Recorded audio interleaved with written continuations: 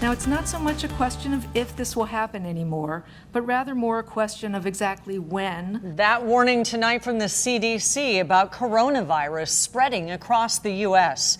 Good evening, I'm Kimberly Hunt. And I'm Steve Atkinson. San Diego schools and hospitals are being told to get ready. Our 10 News reporter Rachel Bianco is live at Scripps Mercy with the steps already being taken. Rachel. Steve, at this hospital and many others across San Diego, they're still dealing with a severe flu season, and many of the precautions they take to contain that virus would also apply if we see a local coronavirus outbreak. This is the number of deaths, and we track it by country. Coronavirus concerns prompted Scripps to open this command center at its corporate offices. Dr. Ghazala Sharif is the chief medical officer. Here we're tracking the number of cases, number of deaths, number of recoveries, and so this is where all the action is. Most of the action is still overseas, but Tuesday, doctors with the CDC told reporters they expect to see community spread of COVID-19 in the U.S. and that Americans should get ready for, quote, major disruptions. It's time to do everything you would do in preparing for a pandemic.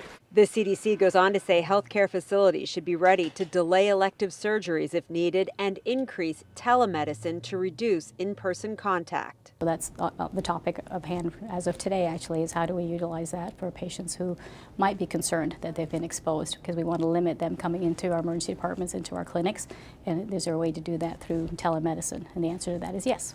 Supply rooms are stocked with masks and protective gear. So you've seen them before. It's the white outfit and the mask and everything together.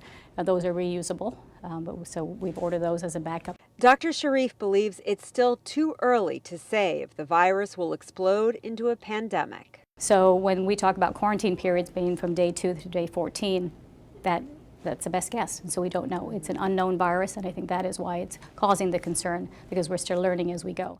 A San Diego patient who tested positive for the virus was discharged from the hospital yesterday. The first was released last week. Both had recently traveled to China. Reporting live in Hillcrest, Rachel Bianco, 10 News.